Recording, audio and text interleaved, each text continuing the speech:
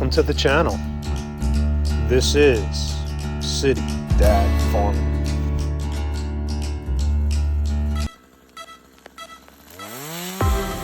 Hey there.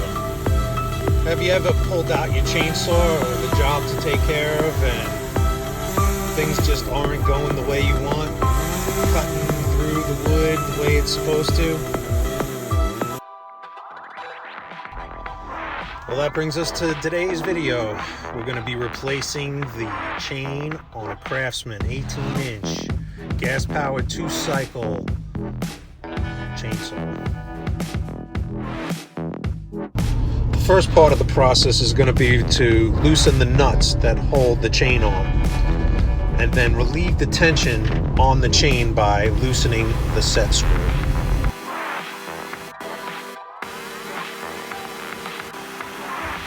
You also have to make sure, because this is on this Craftsman, it has a self-locking, and so if this right here pops forward, this ring then gets smaller, and that's what locks the blade in. It has to be in the open position for it to slide back on to the brake.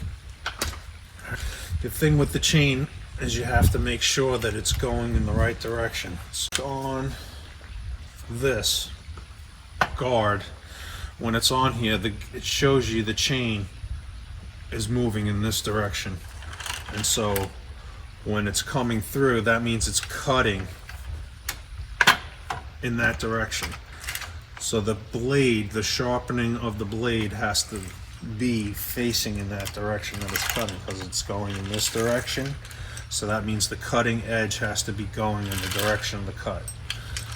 You could accidentally very easily put this on in the wrong way, and the chainsaw will probably run, but it won't cut. The other thing is the teeth for the gear also point in a direction. So you have to make sure you put this on in the right direction. Okay, so here's your new chain. Comes in a package. It's got directions that comes with it against the kickback. Telling you never use the tip to try to cut. Good advice right there. Alright, what we're going to do now is we're just going to take the air compressor and we're just going to try to clean out some of this sawdust. And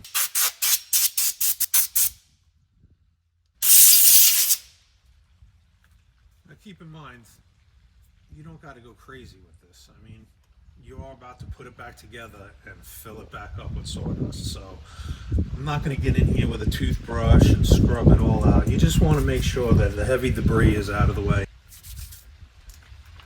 Next, we're going to put the chain on, making sure that the cutter is in the correct direction. You keep using the word. I don't think it means what you think it means. And what you do is you make sure this is facing the same way it was you took it off. And this is the part that slides back and forth to give the chain the tension that it needs. Now you're ready to put this piece back on. All nice and cleared out. You have to make sure that the clip is in the open position. And then the other thing you have to make sure is that this is going to line up.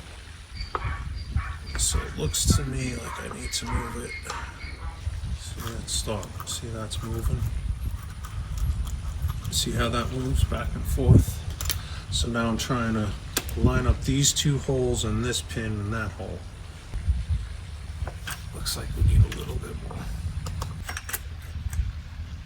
That's pretty good right there. I need to turn this on its side a little bit so the guard has room.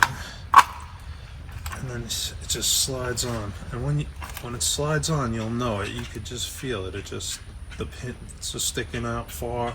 You'll be able to get the bolts on nice and easy.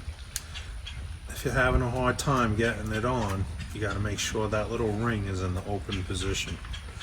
So now I'll just snug these. I'm not, see, just snug, hand tight, just like that. So now this is where this comes into play. If you didn't get that pin in the hole properly, the chain's not going to tighten up.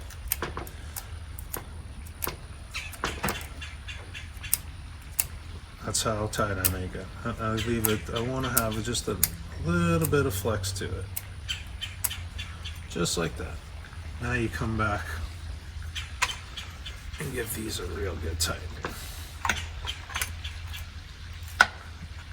And when I say a real good tightening, this is the tool they give you. So I grab the end and I go like that. That's it. And it's ready to go. I'm going to fire this thing up and see what it can do.